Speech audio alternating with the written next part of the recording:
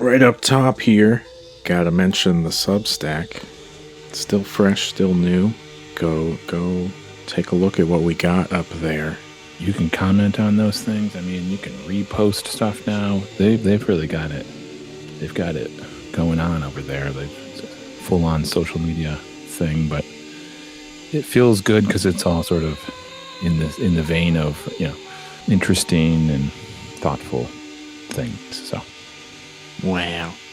Well, let's get less thoughtful. Let's muck it up and just rap about Barry Lyndon, Stanley Kubrick. It's our first repeat director on the podcast. We talked about Dr. Strangelove. Now we're talking about Dr. Barry. If doctorates were a thing, he definitely would have pretended to be a doctor.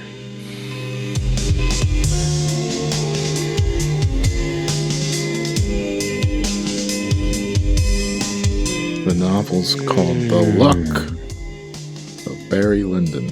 The Luck of Barry Lyndon. The Luck of Barry Lyndon. First published as a serial in 1844. Barry Lyndon serial. Based off the real life of an Anglo-Irish man named Andrew Robinson Stoney. And so so apparently the novel is narrated by Barry. He's a kind of an unreliable narrator. This is still early times for that style of writing in novels, at least in English. But yeah, right, the movie does something different. You've got like an omniscient narrator. I know, that was kind of interesting to find out. An omniscient narrator, yeah, guiding you through a sort of guide. Yeah. And look, you might want to go to the film experts for your opinions on picturesque films about the 18th century by master filmmakers, but some like it unauthorized. And I am Jay Brooks Young. And I'm Zach Domes. And what did you think? Wow, what did I think? It's a lot. It's a lot to take in. I definitely enjoyed it. This was my last major Kubrick to mark off the list. And it was fun to go on that ride and be surprised by the funny moments and stuff, and see like the influence that this film has had on so many other films. And I would say I was really enjoying it through that first half. And then the second half kind of like underwhelmed for me. And we can talk about, does that make sense thematically? What's going on with this whole film and like the emotionality, the kind of coldness, the remove that we have from the characters and stuff. It's such a strange object that I'm excited to get into. But yeah, that was my impressions watching this for the very first time. When did you first watch this, Zach? Many years ago now. So it was a really fun rewatch. I rewatched the first part like last year, but couldn't finish it. And so, yeah, but rewatching the whole thing through again was delightful. And watching it with my wife, and we're both photographers, and so we know it's pretty common knowledge, but the fact that Barry Lyndon used camera, I think he got from NASA or something like that was highly sophisticated. Yeah, highly sophisticated camera that could shoot in low light because he wanted to do the whole thing without any staged lighting, and the whole thing's candle lit and all that for the indoor shots. And so it's a slow moving picture, but then you have these sequences that are all candle lit. And yeah, it just, on the one hand, as photographers, we look at that and are like, this is unbelievable. It's just unbelievable every time. So this is said about other things all the time, but this really is the movie that you could be so truthful in saying that it's like watching a moving painting, essentially. Mm-hmm. Yeah. And Kubrick, talked about that as well. He said, they collected images of thousands of paintings and, copied the clothes and the set decoration and all that stuff from those paintings, from the time. Like, it's all taken right from those references. And obviously how it looks is taken from those references as well. He said he hated how period films before this looked with that stage lighting. And I mean, watching this with that prior knowledge, that's like the factoid that everyone repeats of like, it's all shot with candlelight and stuff. Like, I was kind of looking for the shots when that wasn't really the case. And I think there's like a couple where you definitely question it and you're like, they had to have used some extra something, for some of these shots. But, on the whole, it pretty much looks unlike any other film that had come out before that.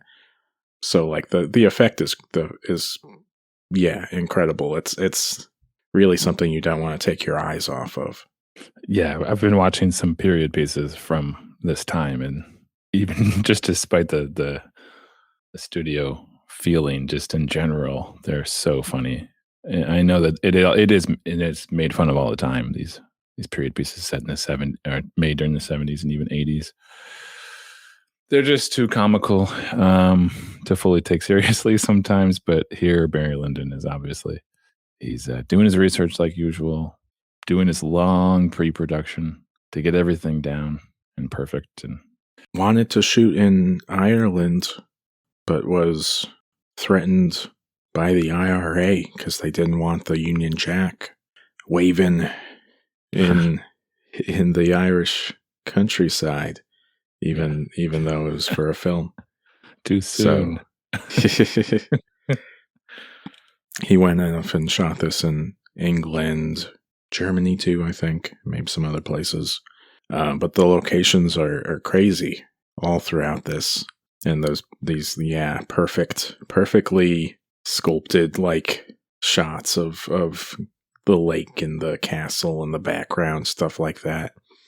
It really made me think of John Ford, because I think like what Ford was doing with landscape in his time is kind of like what Kubrick is doing at this point, of just like, no one's really seen it look like this. Like, I don't know what it is. It's just got that perfect alchemy to make it look one of a kind. Yeah. Kubrick, I mean, it's unbelievable how he does these epic landscape shots. But yeah, he was even doing that. We both watched Spartacus way back then, and I know a lot of that's kind of even set designed and stuff, but still the scale that he loved to operate on. Actually, no, the opening sequences of Spartacus were shot like in the mountains or something. So, and there's that terrific like battle scene stuff where it's just like big open fields with thousands of people. Yeah, he's a master at just figuring out how to get every various scene shot perfectly. He doesn't operate in, some directors would focus more on hands, like Bresson, people like that. They're going to be able to do close-up shots often, and he's not one to do that, but he's much more painterly, much more vista oriented, widescreen oriented, and when he needs to, he'll get like a close-up of a person and things like that. But not a lot of hand shots or shots of objects. What do they call that? It's escaping me what that's like called. Insert shots. Yeah, not a lot of insert shots from Kubrick, but doesn't need them. A lot more zooms, a lot more. Yeah. Here's the person, and here is the big empty space they're in the middle of. Yeah, he does that well, either in or out. It's well done. Again, to make another comment about the 70s in general, they were experimenting with that to a degree that it oftentimes now feels funny. It's a quick zoom in, a quick zoom out, but Kubrick knew how to be patient. I think he knew how to make the whole thing not feel funny many, many years later. Like it was he was able to do it in a kind of timeless way, I would say, for the most part. Yeah. Yeah, yeah. I still prefer Clockwork Orange and just how off the walls that movie is in terms of how it's shot and the content and everything. Mm-hmm. But the melding here, he's also got that like handheld stuff, like when Barry's brawling with the guy after he's joined the English military. And we've got, it almost looks like a video game. We're like over the shoulder watching him fist fight this guy. That's very, strange and modern for the time, I mean, it's even shot from below. Right, a lot of it too. Yeah. Yeah, it's a really interesting meld that works pretty seamlessly. I think what makes this all work ultimately as well is that it doesn't, and maybe Kubrick's always doing this to a degree, that he's never really taken himself completely seriously, Mm-hmm. and because I mean, some directors don't have to. That like Tarkovsky, his seriousness adds to the intention that he gives to most of his film. But with Kubrick, he's I don't know. Yeah, he's never fully serious. There is always a kind of comedic level to it, especially with this, and especially right in the beginning. Like just His it's father like getting killed in the duel. yeah, the father getting killed in the duel, and then he's like obsessed with his cousin, and it's the whole thing. Kind of, it's this kind of. I loved it because it's not obviously comedic. It's definitely not like you're not. I'm sure some people don't catch the humor that's underpinning the whole thing, but my wife and I are just cracking up like the first 20 minutes because it's like it's showing the English ways at the time exactly as it was, seemingly. It's the way they like. There's a sequence where the Englishman comes and he's dancing with Barry's cousin. Yeah. They're all kind of dancing together, and it's so goofy, but it's not goofy because doesn't seem like Kubrick is making what they did goofy. He's showing what they did in a goofy way. Do you know what I mean? Like he's shining a light on how goofy it really was. And I don't know. Yeah. Well, you have these images which look like the paintings and look very kind of regal and important. And then the kind of like ironic counterpoint to that is often the ridiculous things that are happening, or it's the narration coming in and cutting that down, or kind of trying to give it that importance while something really stupid happens on screen. Like there's always a kind of irony happening between either what you see or what you're hearing and what's happening. Exactly. Yeah. Yeah, especially in times of when there's like a brawl or something more grotesque, and all of them still try to uphold their pompous kind of etiquette while something.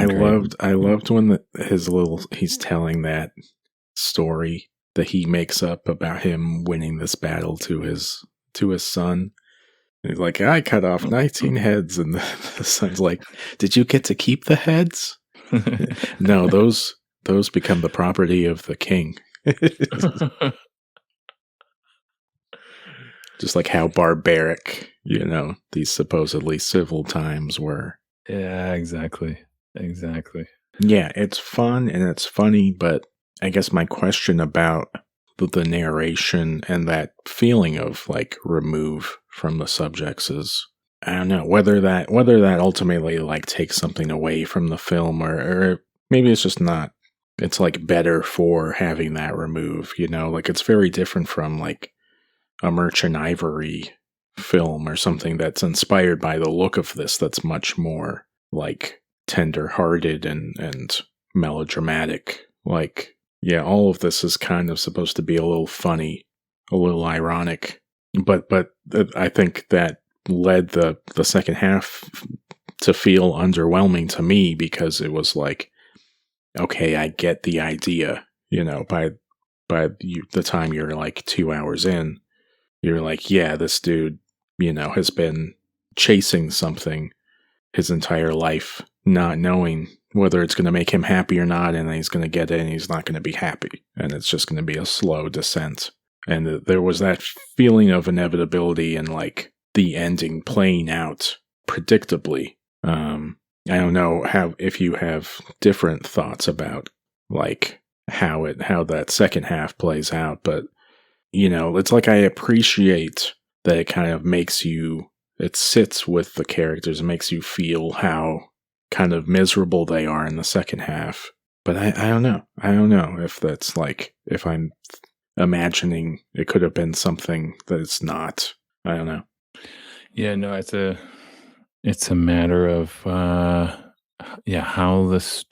a story will play out, and in this case, it's long. So on the one hand, it's long. It's more than 3 hours. Got And that intermission, thankfully. We need those intermissions. They're healthy breaks. And in the entire story for the more than 3 hour run is just about a guy and his various happenings. It's just about a guy in his life and the things that happened to him. So, I mean, it makes sense that after the intermission, you would feel like, okay, this is just the next part of this guy's life. Like it's sort of, there is one note to this. It's not like it is all one note, but there is the one note that does carry through the whole thing is Barry Lyndon. And that's just being pressed the whole time. Barry Lyndon, Barry Lyndon. You know what I mean? You're watching this guy and you're watching him, and now you're going to watch him descend. And you're watching. Yeah. But I'm trying to think of what happens in that second half. I'm and what fully comes up in my mind. And I'm thinking of that long duel that he will have with his son-in-law. Is that who that is? His stepson, Lord. His stepson. That's Bullington? Yeah. And that, that's very reminiscent of, I'm forgetting the name of the movie, but was it Powell and... the Colonel Blimp. Yeah, Colonel Blimp. Life and Death of Colonel Blimp.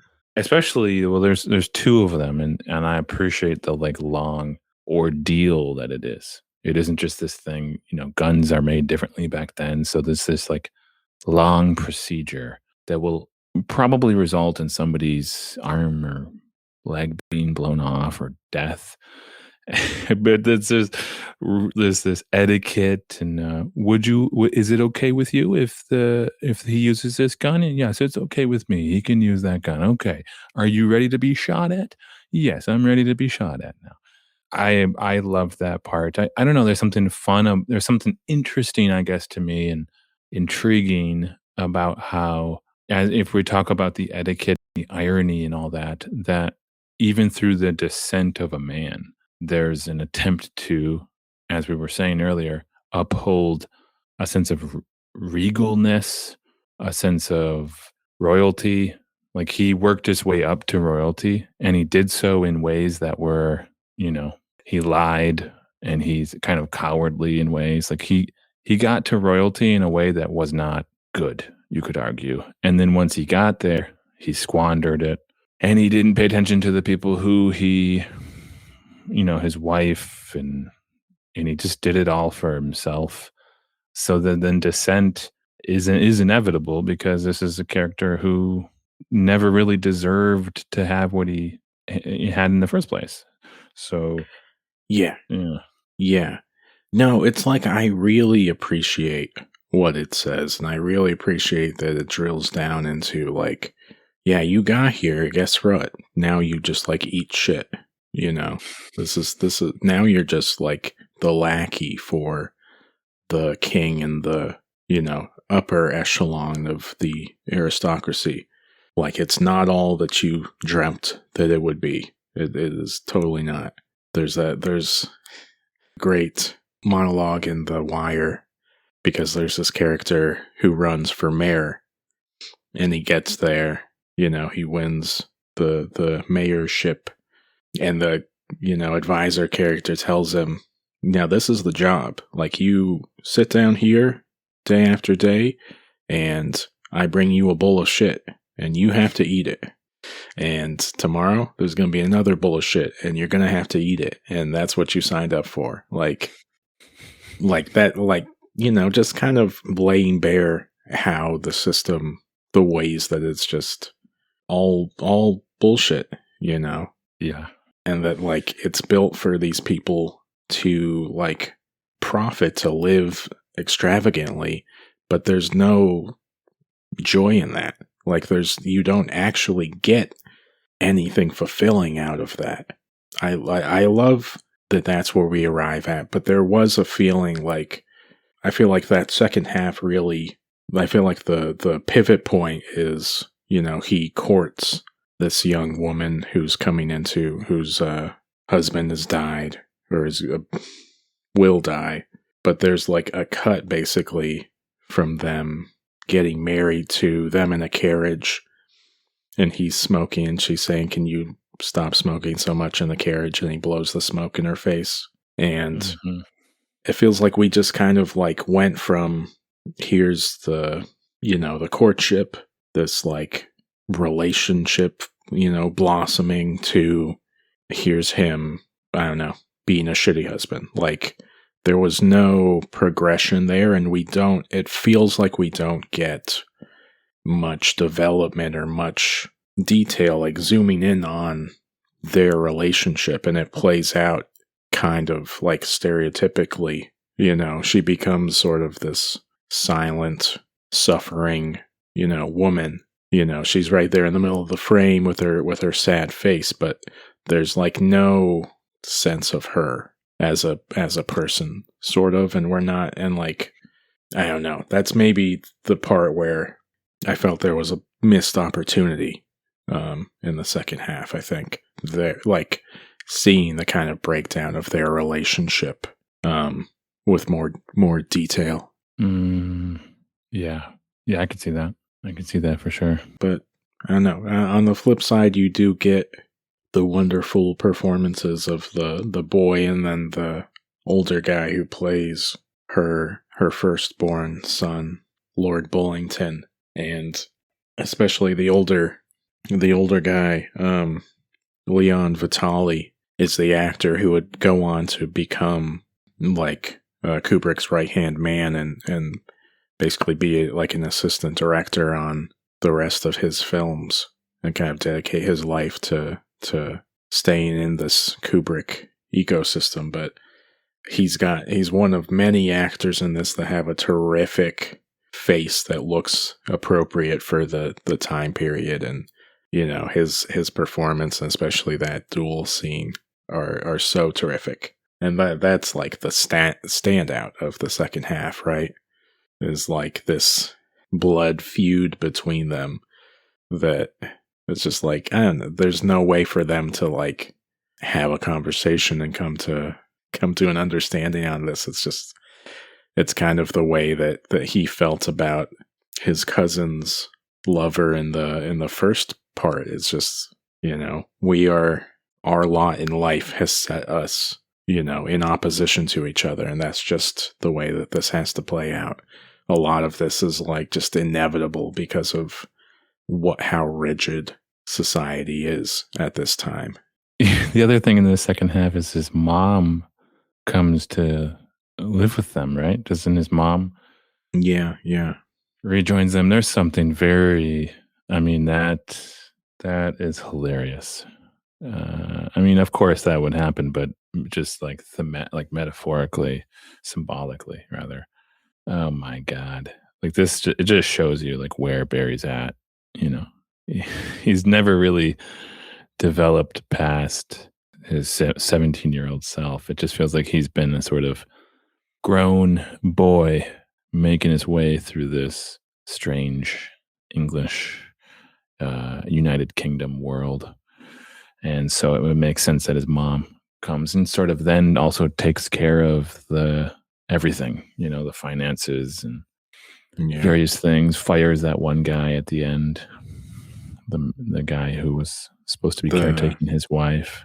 Yeah, chaplain. Is that what that is? A chaplain? I know a little bit about this this kind of time period, because I've watched some people play through some of those like Crusader Kings games where you're basically playing, the Barry Lyndon character. You're like trying to build up your household and set your kid up to do better than you did and stuff like that. And each court has its advisors, like the money guy who just seems to be like their accountant or something when they're signing all their loans and stuff. And then every court has like the priest or chaplain or whatever who also doubles as the tutor for the child. There's that great shot of him kind of like he smiles just a little bit when he's in the carriage with Lord Bullington as he's, I think it's after the duel, they're Bullington's like giving the orders like, it's going to be my house now and we're going to send him away. And the chaplain guy like tutored him, he basically like raised this kid and he's like, yeah, my boy came back, he just like lets that little bit of a smile be revealed. It's a very weird world. And yeah, like Kubrick wants to really point out how strange all of this is and how like, you compare that to our own lives, and you go like all of our conventions and everything that we care about, like it's based on like these social constructions that they're all artificial, they're all man-made. You could take one of these people out of this time. I mean, we are these people, right? That's the idea. It's like we change so much over time because all of this is a construction. It really like puts that into perspective, I think. Yeah.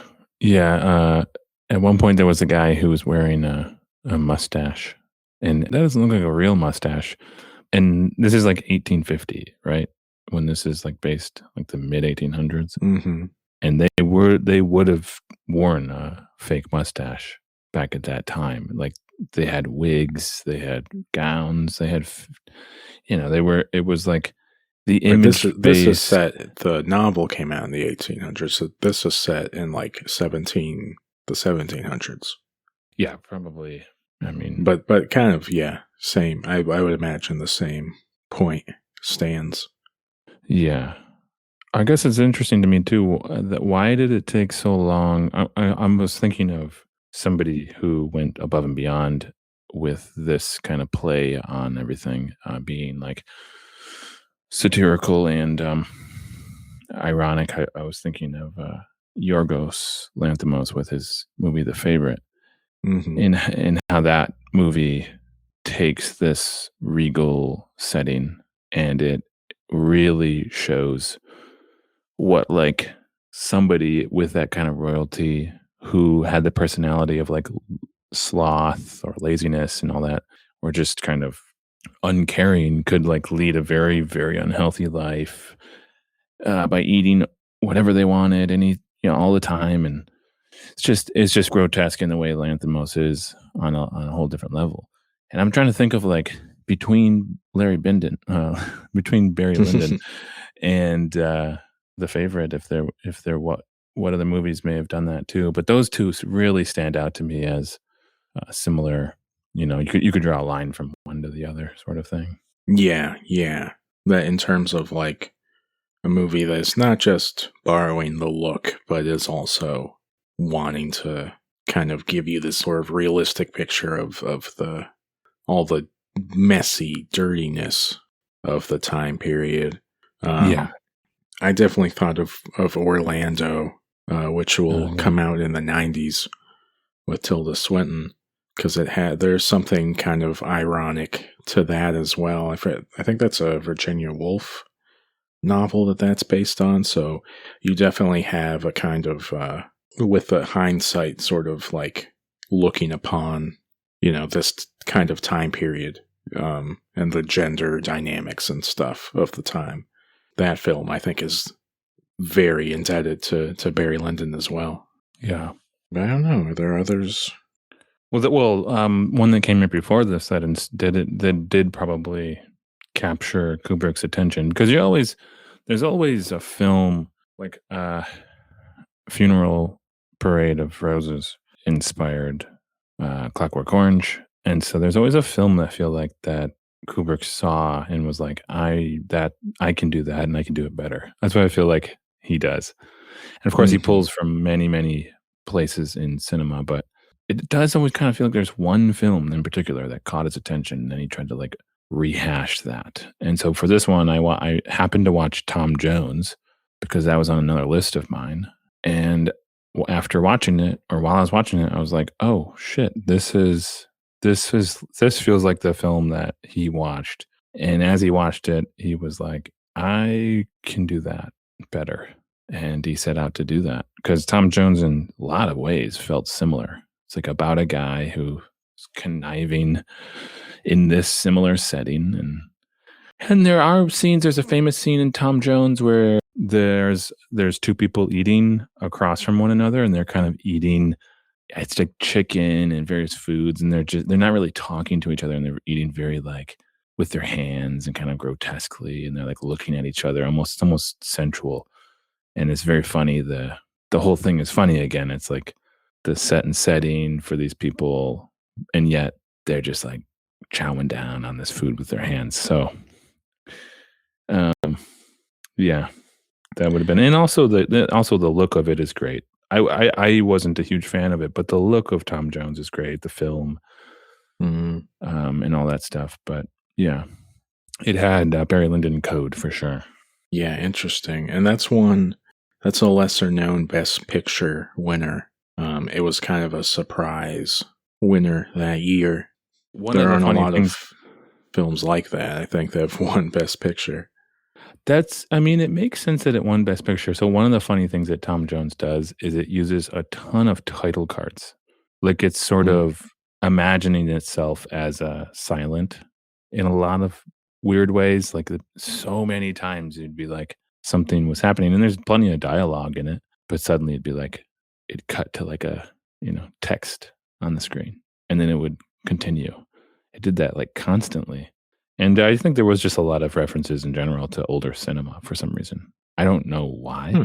I couldn't tell exactly why, but it was a fun kind of like hodgepodge of different elements. Um, that I mean, it did feel like it's the funniest thing because it did feel like a Kubrick movie, sort of. And so then to see him do Barry Lyndon, it's like, yeah, there you go.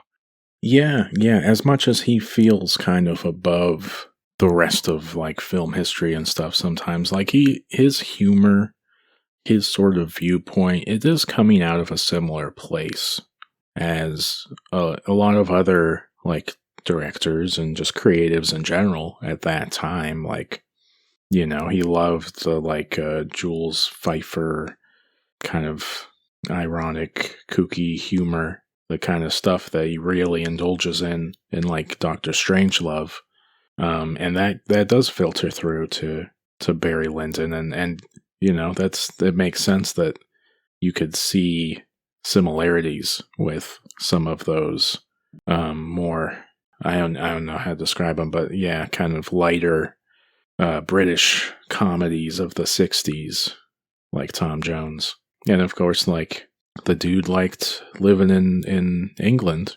He moved over there in the '60s and stayed there, and increasingly was making his films almost exclusively there as well. Yeah, I think that he was sort of pushed out of Hollywood, or like Hollywood didn't let him do what he wanted to do, too, sort of thing. So mm, the it was easier for him to make movies in England. He said, according to him. I'm thinking. I want to also mention one thing because I was thinking about what you said about the second half of this film and the descent and all that stuff. One of the major parts of it, because there's so much that happens in this film, I was trying to remember everything. mhm. One of the things that I now am remembering, obviously, is that his son is comes of age, and this is the character in the whole movie that Barry Lyndon loves authentically. I don't think you could argue there's no one else that he cares for at all. In the first 5 minutes, he loses his chance at his cousin, who he was obsessed with. But after that, um, it's almost like he lost that early love in a way he felt was unfair, and so he just gives up on human humanity and relationships.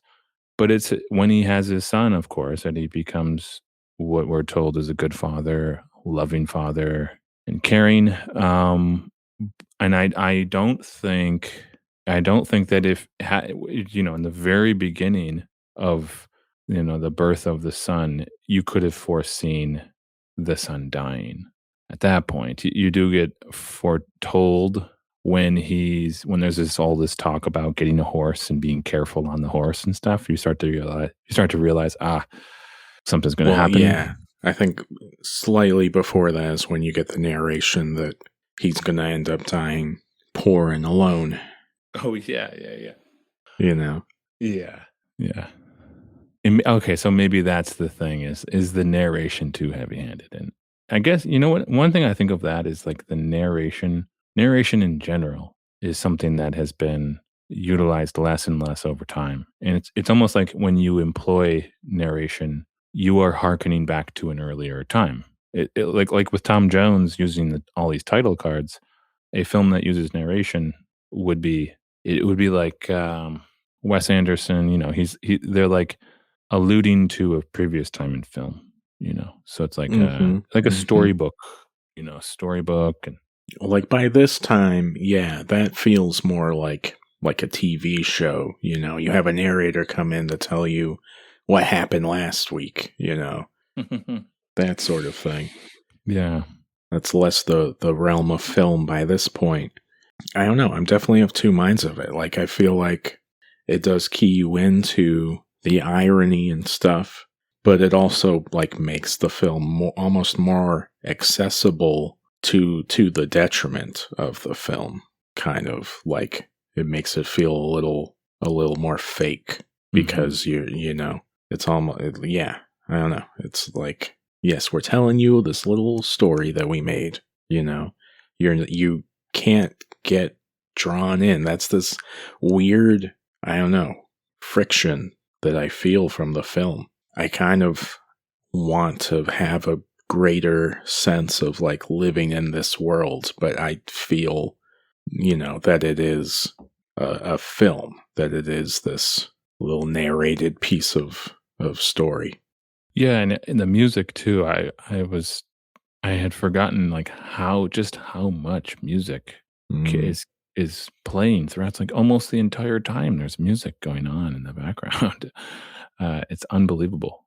How much I was like, whatever the soundtrack is for this is like longer than the film. Uses every possible classical piece there is known for this. But hey, we did get that harpsichord, which I love. I like when people point out like the classical composers were not playing on like beautiful grand pianos. They were playing their stuff on these little kind of tinny harpsichords, but it's a fun sound. Yeah. And well, it's a fun sound, but it to me is doing kind of more, it's adding to the element that you're describing, which is like it's fun, it's lovely, but it's making this movie feel less like an actual movie I can be drawn into and more like a storybook that I'm watching. And again, it's like these painterly scenes, this voiceover, this music. It's like it's a lot. It's so much more like a museum. If there was like a once upon a time in England story being told in a museum. And so any aspect of it being a film and be something that you can be totally drawn into is hard to do. It's like you just kind of you're just being told. I mean, storybook is just the word that keeps coming to my mind. It's like you're just being told a story, and that's it. Or like I almost want to call it an essay. It's like, let's kind of deconstruct, 18th century society. What the conditions were. Yeah, you're at a museum. You're walking through the museum, and you come to the first painting, and it's like a duel. And it's between two guys, and the narrator says, you have a guide, and the guide says, this is Barry Lyndon's father and the other man. Mm-hmm. And then you go to the next painting, You're like, this is Barry Lyndon being born, and so on.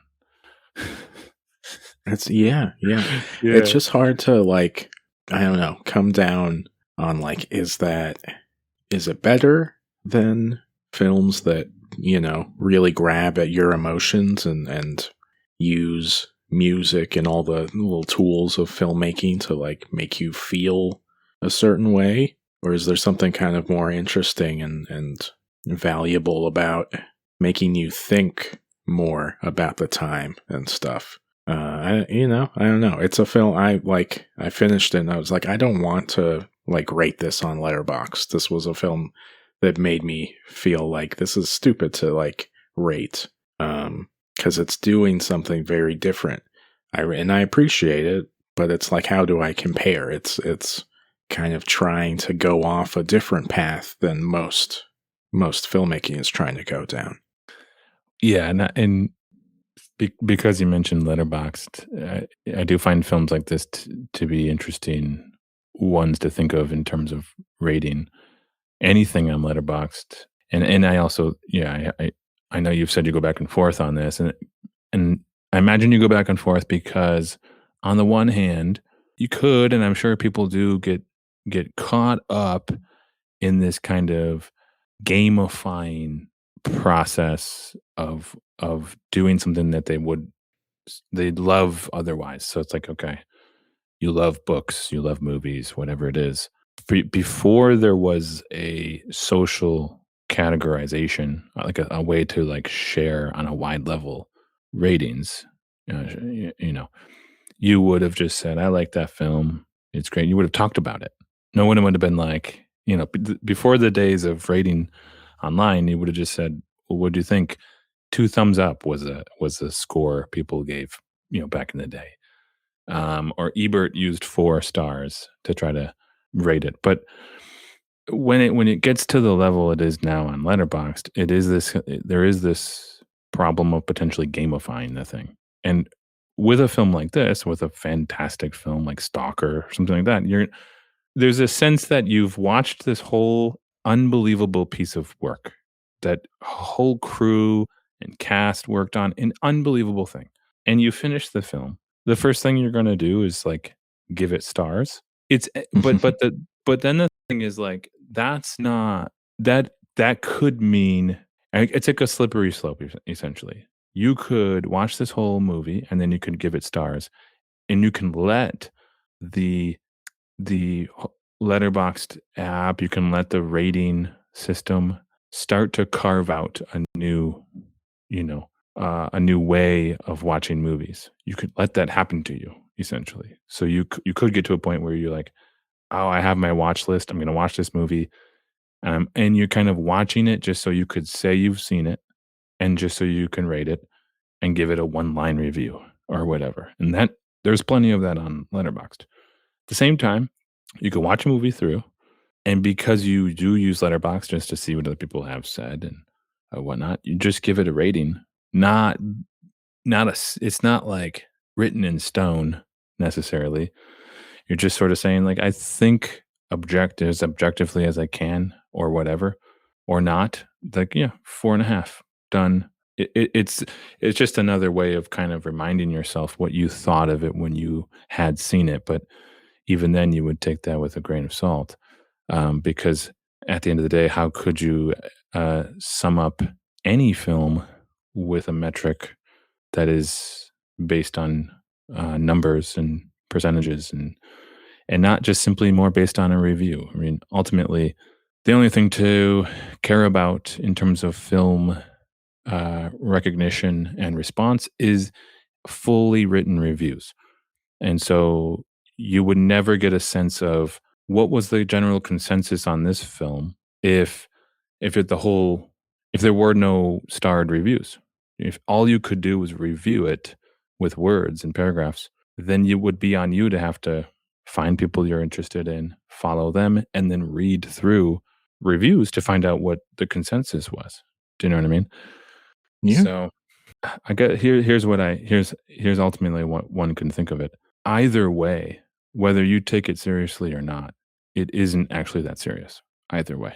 The only thing that's actually serious is the review one writes for it or not. Do you know what I mean? That's Yeah, yeah.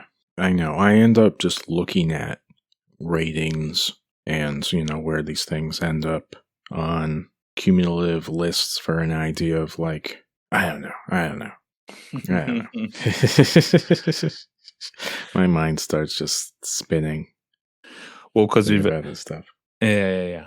No, for sure. Mine too. I've thought about this. Thought about the other day, and I was like, what if I deleted every single starred rating, so that all it was left was reviews.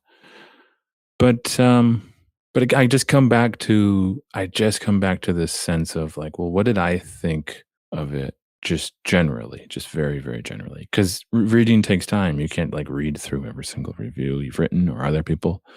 So it's just like, okay, I look back at this film I watched 2 years ago. What I think of it? Oh yeah, I gave it this many stars. So I must have generally felt okay or good or great, Yeah.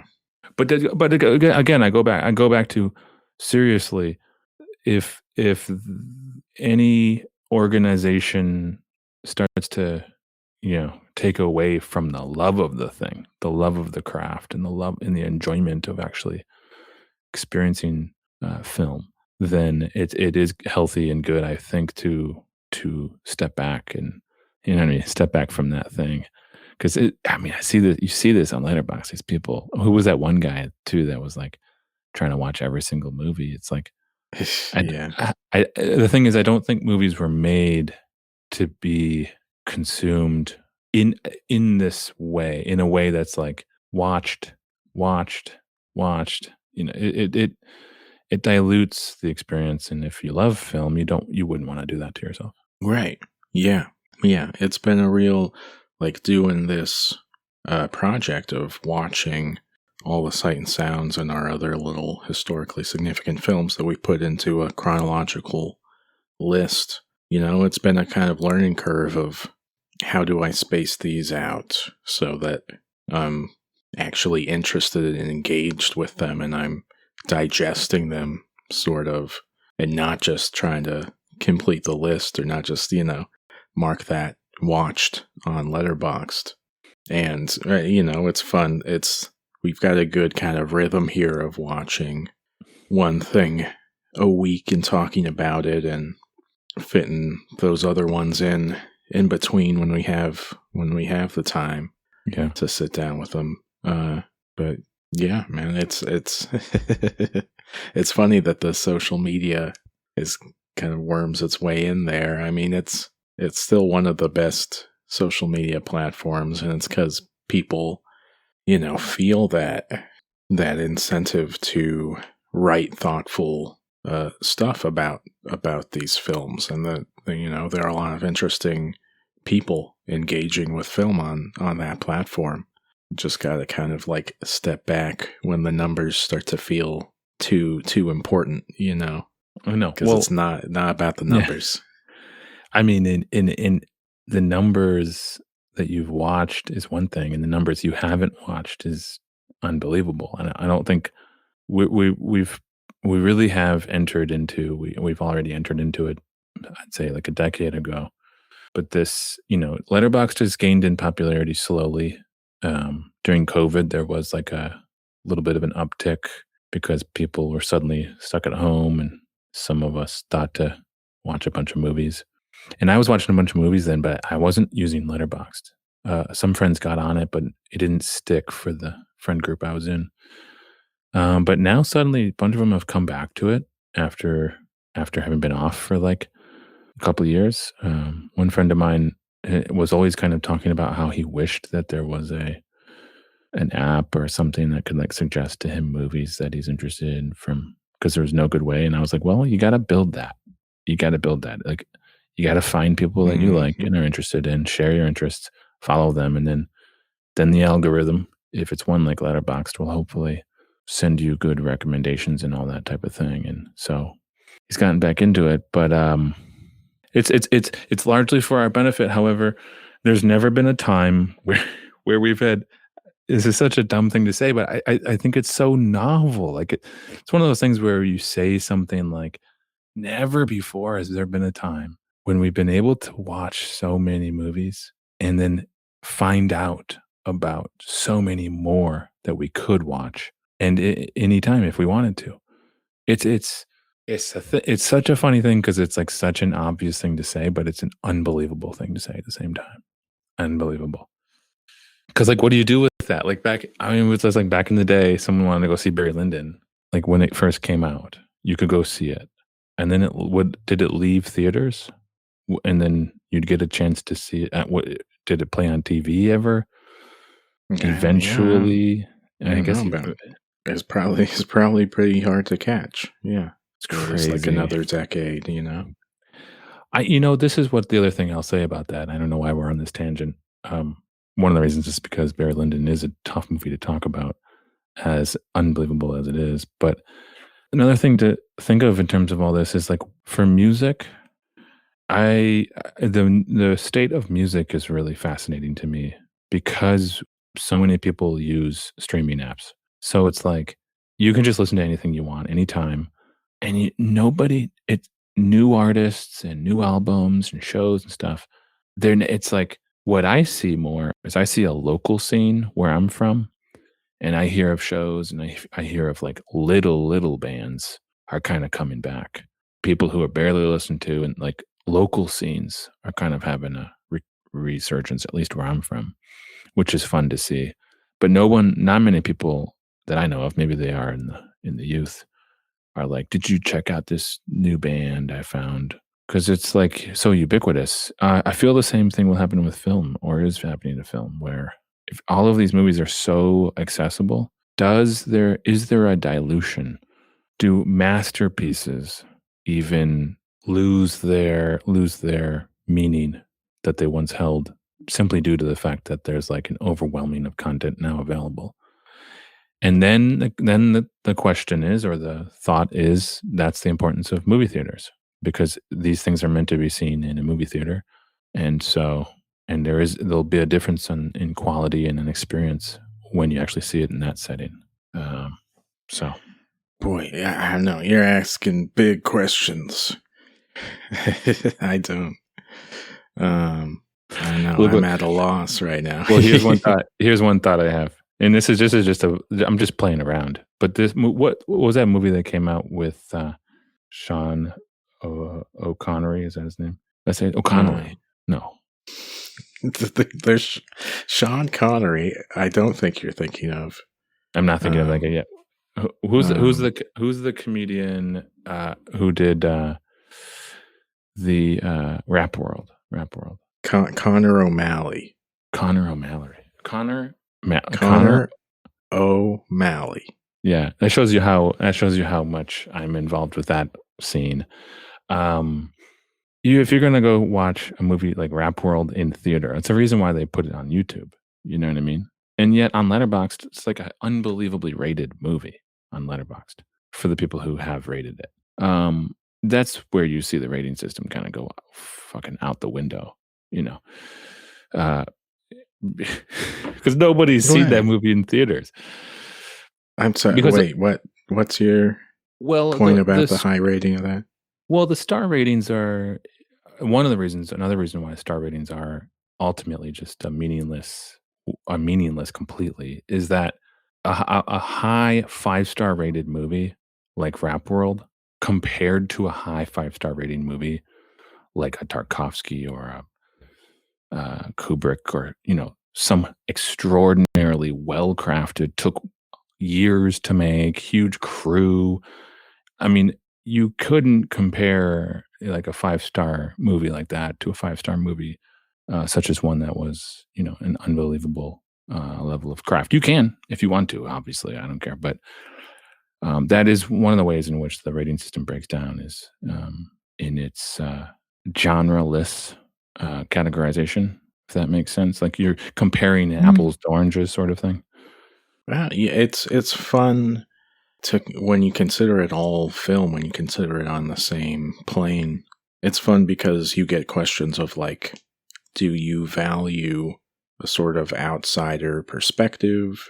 Do you value what can be done with big budget and within some kind of studio system or something? Like, these are interesting questions that I think get raised when those very different types of films are put next to each other. You know, do you prefer, like, while I was occasionally saw glimpses of Beauty Guy, the Jonas Mekas, like, do you prefer a kind of, you know, zero budget, but, you know, personal, experimental, made with a, you know, handheld camera type of film? Or do you prefer, you know, conventional narrative film? Like, I do like what the considerations are when you have to compare all of those films to each other. It really brings into question, like, what does money do in that equation? Like, because that's money, society. Like, well, that's a good point. That's a good point.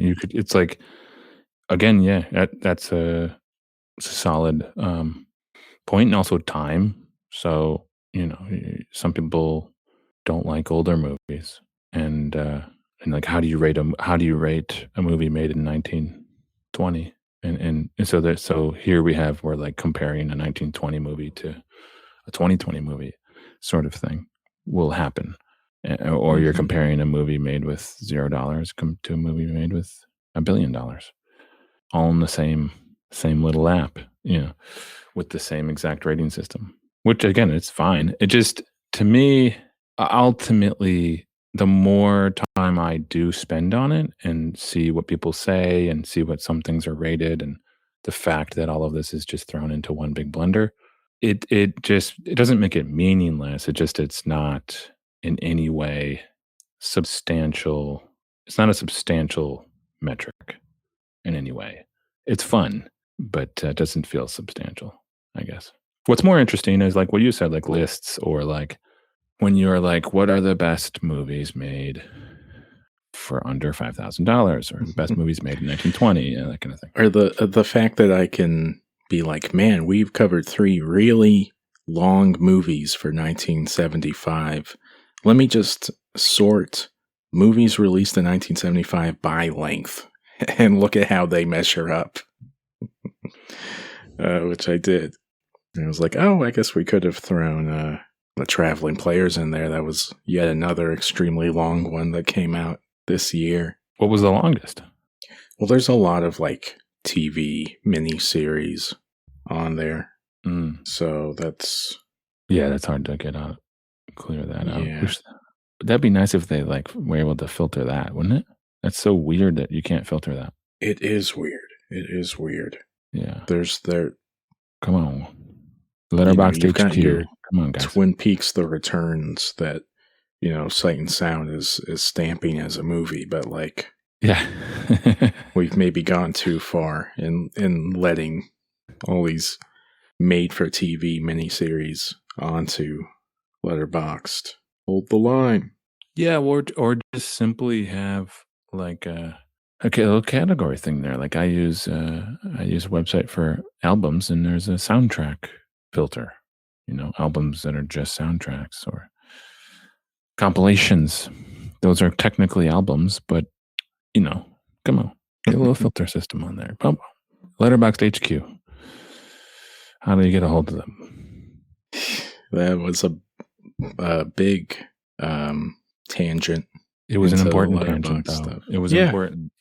It's increasingly like, how we think about the movies is like through the Letterboxd lens. Yeah. I mean, even the guy, so I went to a film festival this weekend for our film was shown there at the East Hampton Film Festival. And that was so fun. I mean, I think like 100 people, more than 100 people came out to the showing. For some reason, the segment that our film was shown in was like a popular one.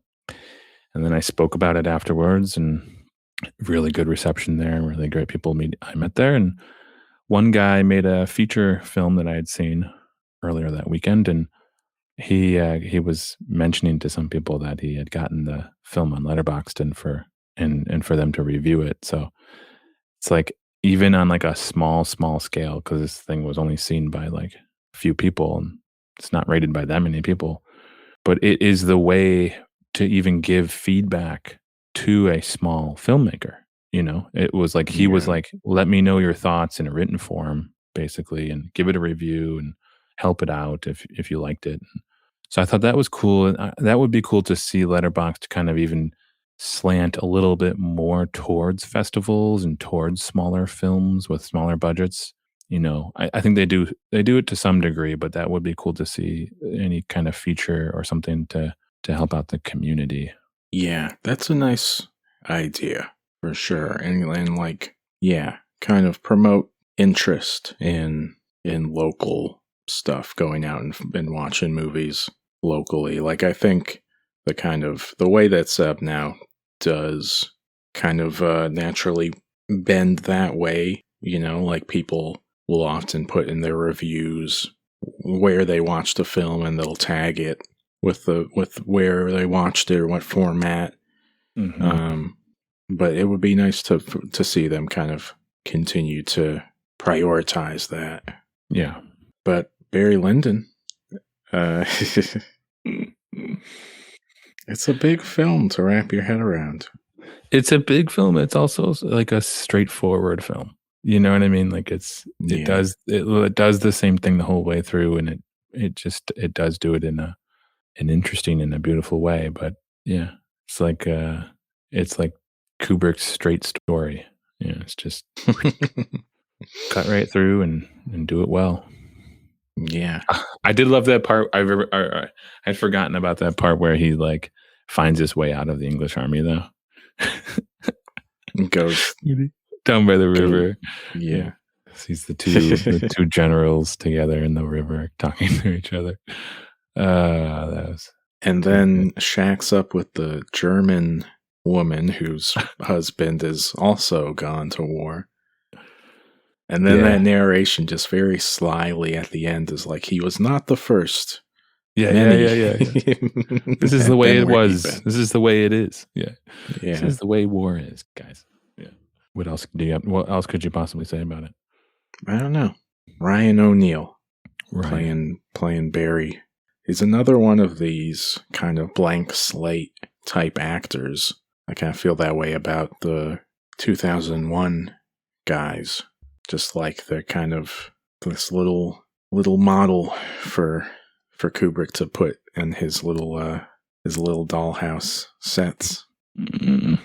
He does kind of contrast well with all the crazy faces that the other actors have, though. Mm-hmm. And he does feel like appropriately out of place. And he meets his little Irish buddy. Yeah, I was gonna say. Until he meets his buddy, which is fun. I forget when there was another episode I wanted to mention. This book I picked up.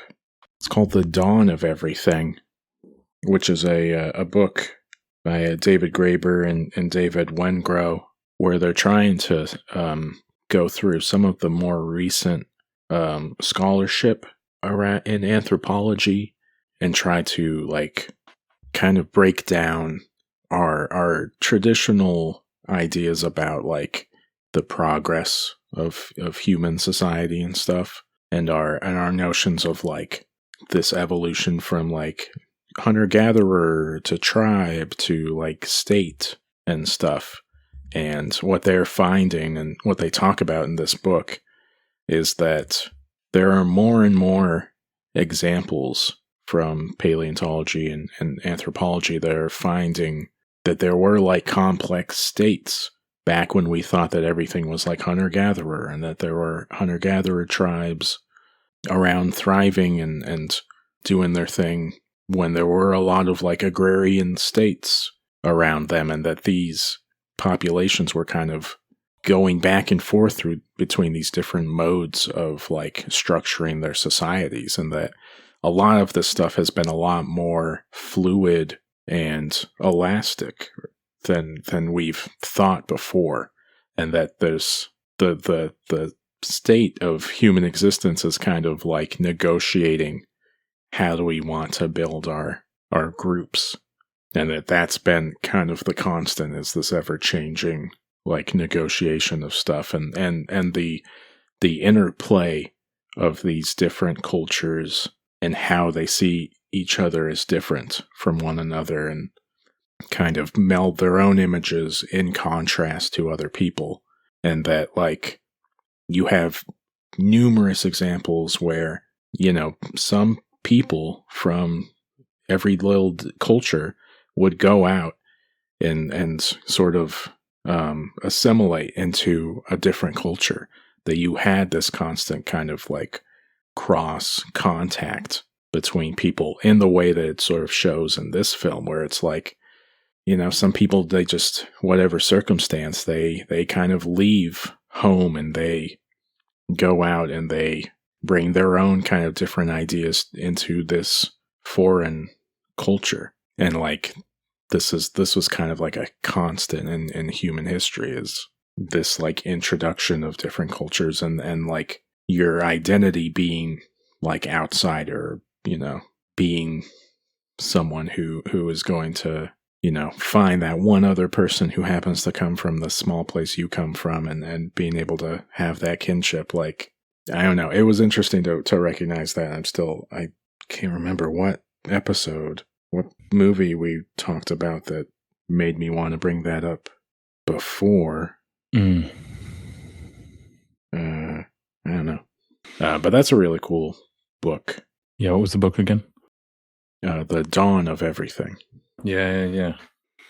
I love those types of books. I was in a conversation with a friend about the value of settling down somewhere and becoming a parent potentially, or becoming part of a community in one place, and how that's very valuable and everything. But almost was talking about it in a way where like that was a valuable life. Like that is inevitably a life well lived right there. And I was like, well, if that was the case, it would be not very diverse. You wouldn't society wouldn't become very diverse ultimately, and then also it would you wouldn't be, I would say, excited by the stories of others that could cross your path. So in other words, I argued for a kind of person who travels and goes from town to town, and I imagined like way back in the day, you have all these towns, and some people settle and they keep the town running, and some people travel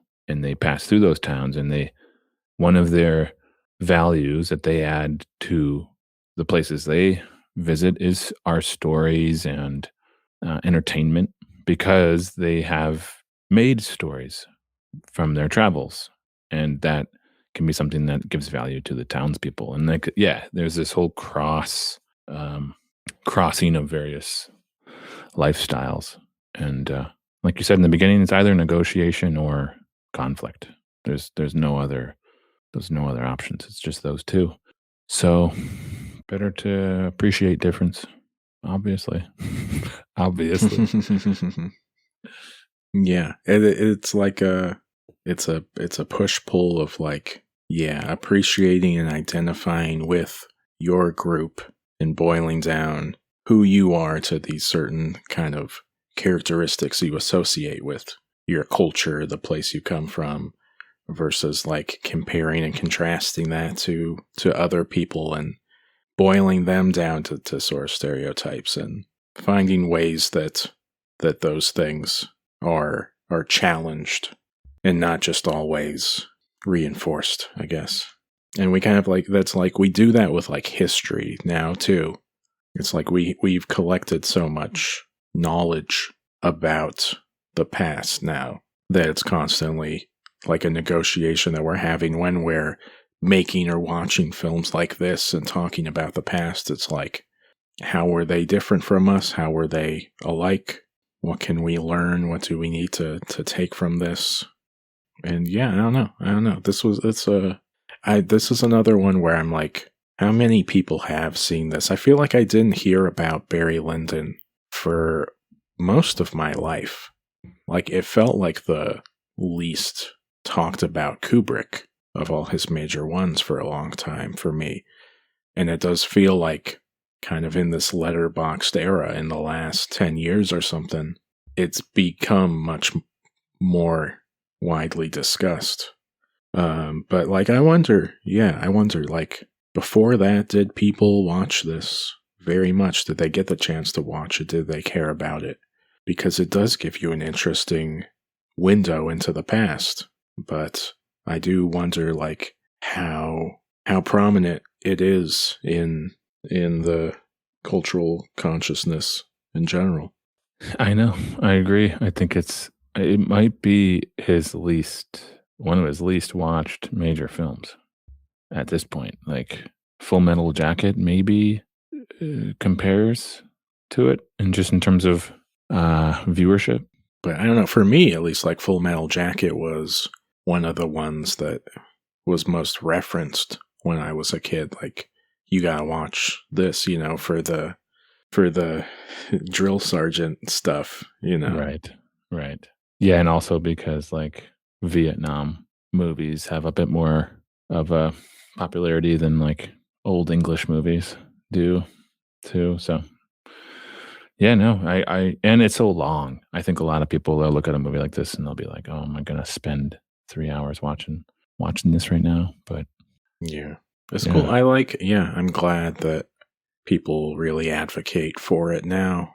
This is it does make you think.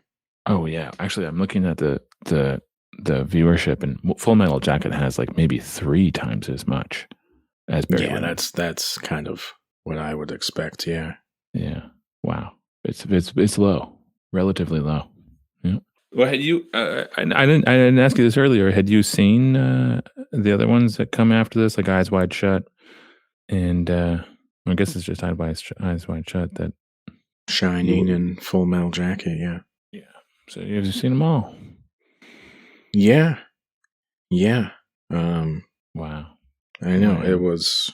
I think I got to 2001 after all of those, and then in Paths of Glory even I got to see in college. But no, there was like Strangelove, Clockwork Orange, Barry Lyndon were the 3 major ones that I had not seen, that I've now just watched for the first time in these last like 2 years. Amazing. Done it. He's pretty good. He's yeah. Mm-hmm. He knew how to make a movie. The movie itself is kind of playful, but he himself is very serious, man. Very serious. I mean, the mythology of Kubrick is almost ridiculous. It's insane. It's ridiculous. It's insane. Yeah. It's too much. It's now becoming too much. Too much, guys. Reel it back. Go watch some other movies, y'all. Go watch some other movies. Go talk about other movies. Think about other movies. Here we are. We're, doing yet another Kubrick on the podcast. But yeah, look, we've only started out really potting. We're still in the early days of the podcast. Right. Yeah. And just wait, because soon we'll be covering movies that no one's ever talked about. Whoa. It'll just be, when we run out of these sight and sounds, we'll just be talking about, I don't even know what. Romanian New Wave. Who knows? Maybe we'll dive into movies that have only been seen by like 100 people. Like there's some podcasts I've heard of that does that. They watch movies with super tiny, like letterboxd viewerships. Mm-hmm. Oh, there's a podcast for everything, y'all. But come back to this podcast next week. We're going to talk about Taxi Driver, another one of the most discussed films from old Martin Scorsese. That'll be fun. Go to unauthorizedpod.com. Go search us on Substack. But you go to the website, you can find our letterboxes as well, and our top 10 list for last year, if you're curious about that. I think that'll do it. Is there anything else? I think that's it. All right. Alrighty. Take care. Peace. Peace.